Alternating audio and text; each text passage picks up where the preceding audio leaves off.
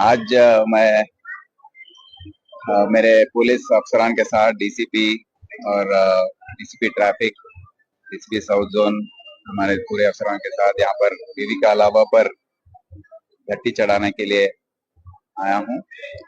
आज 8 मुहर्रम चल रहा है और पिछले 8-10 दिन से पूरे पुलिस के तरफ से जो भी इंतजाम मुकम्मल करना था वो किए हैं और अब तक और अमन और सुकून से सब कुछ चल रहा है।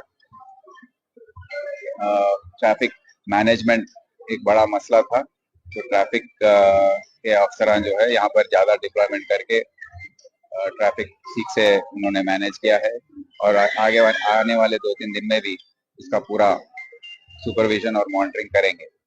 इसके अलावा जो कोऑर्डिनेशन मीटिंग्स हुई थी मुहर्रम शुरू होने से पहले, उसमें भी जो भी मसले उठाए गए थे उस पर पूरा हमने कार्रवाई की है। क्राइम टीम्स को डिप्लॉय किया है। जो भी छोटे चोरियां, स्नैचिंग्स ये वो होते हैं, उस पर भी पूरा कंट्रोल हुआ है। पिछले साल जो हुए थे उसको नहीं होने दिया है। इसके अलावा खवातीन और औरतों को जो सताया जा रहा था उसके बारे में शी टीम्स को भी डिप्लॉय किया गया है और काफी लोगों को पकड़ा गया है शी टीम्स के जरिए।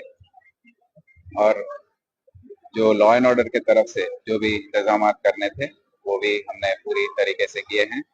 अभी आने वाले 8, 9 और 10 मुहर्रम जो आने वाला है, जो जुलूस बड़े पैमाने पर यहाँ से निकाला जाएगा, उसके लिए भी पूरे इंतजाम हम कर चुके हैं।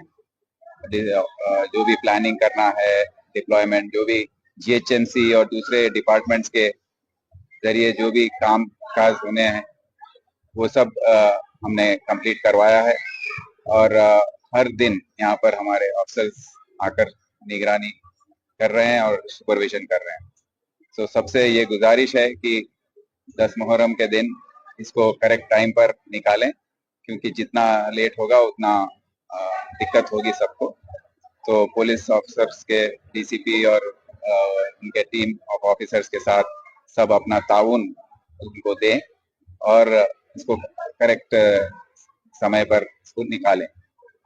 और रह गई एक मसला अभी तक उसका हल नहीं हुआ है, वो जो हाथी आने का है, तो उस पर भी हम बातचीत अभी किए हैं। अगर आएगा तो उसको आराम देने की जरूरत होती है, तो फिर उसके साथ जो 10 मुहर्रम में भीड़ में उसको निकाला जाएगा, तो उस पर भी हम सोच विचार कर रहे हैं क्या करना है। हाथी का रिहर्सल रहेगा अभी टाइम तो नहीं है अभी, तो उसके बारे में अगर दूसरे स्टेट से जो है एनओसी जो है अब तक आया नहीं है, कोशिश जारी है, हम पूरा कोशिश करेंगे। बट अगर कुछ और प्लान बी जो है उसके बारे में भी तैयार करने के लिए हम पूरे ऑर्गेनाइजर्स और बुजुर्गों, उलेमा सभी को हमने रिक्वेस्ट किया है। तो आपने अभी कहा आएगा तो आने के चांसेस है या नहीं है? वो मालूम नहीं है, कोशिश जारी है। फॉरेस्ट डिपार्टमेंट वाले भी कोशिश कर रहे हैं, सरकार की तरफ से भी पूरा कोशिश जारी है। तो हम सोच रहे हैं कि आ जाएगा लास्ट मिनट में, बट उसके बारे में हम और भी अब परस्यू करेंगे। 10 मुहर्रम के दिन पर्टिकुलरली 10 मुहर्रम के लिए कितनी फोर्स डिप्लॉय की है आपने और कौन-कौन सी फोर्सेस काम करेगी?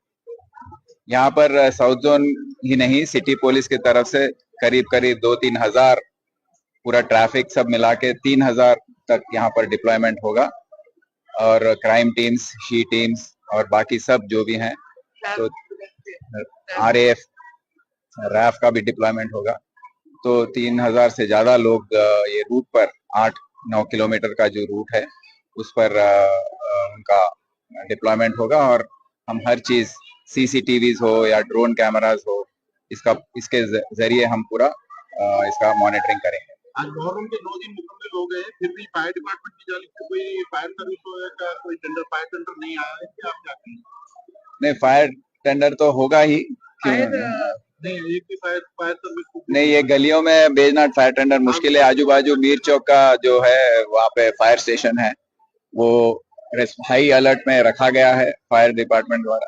अगर कुछ होगा तो आया जाएगा, बट ये गलियों में, छोटे छोटे पतले गलियों में फायर इंजन को लगाना ट्रैफिक जैम तो का कारण बन जाएगा। तो इसीलिए फायर डिपार्टमेंट तो अलर्ट में है, और आप सबका मैं ताउन चाहता हूं कि इस 10 मुहर्रम का जुलूस जो है उसको अमन और सुकून के साथ सब उसमें आए, शरीक हो और पुलिस का साथ दें, पूरे डिपार्टमेंट का साथ दें। शुक्रिया।